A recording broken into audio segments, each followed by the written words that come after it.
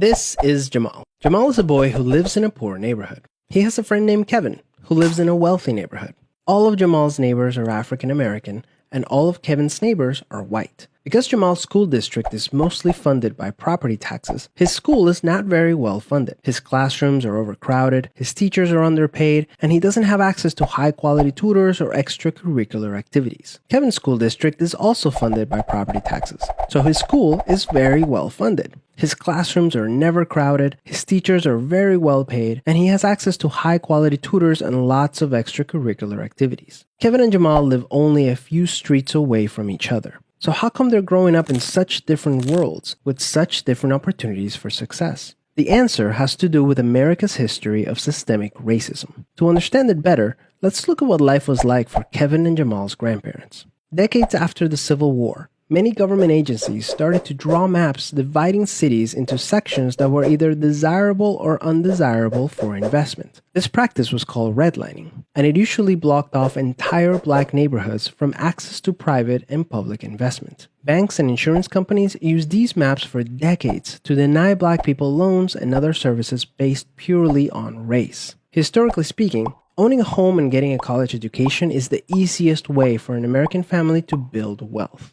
But when Jamal's grandparents wanted to buy a house, the banks refused because they lived in a neighborhood that was redlined. So Jamal's grandparents were not able to buy a home, and because colleges could prevent them from attending through legal segregation, their options for higher education were really scarce. Kevin's grandparents, on the other hand, got a low-interest loan to buy their first house and got accepted into a handful of top universities, which traditionally only accepted white students. This opened up a wealth of opportunities that they were able to pass on to their kids and grandkids.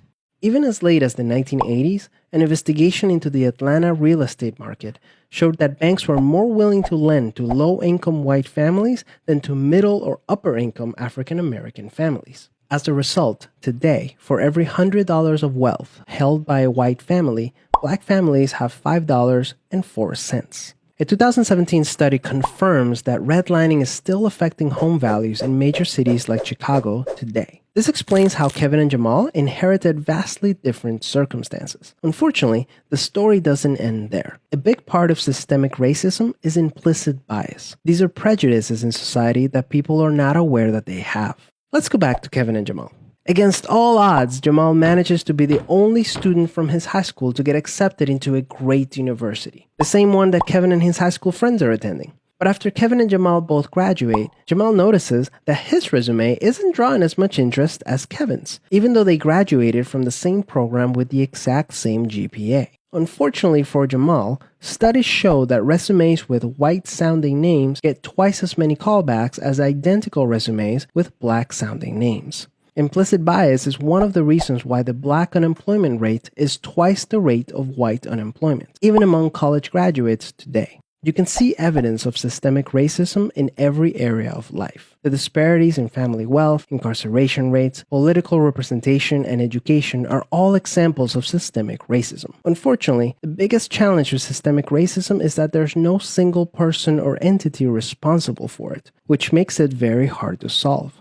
So what can you do? The first thing you can do is work towards becoming more aware of your own implicit biases. What are some prejudices that you might hold that you're not aware of? Second, let's acknowledge that the consequences of slavery and Jim Crow laws are still affecting access to opportunity today. As a result, we should support systemic changes that create more equal opportunities for everyone. Increasing public school funding and making it independent from property taxes would be a great start, so that poor and wealthy districts can receive equal access to resources.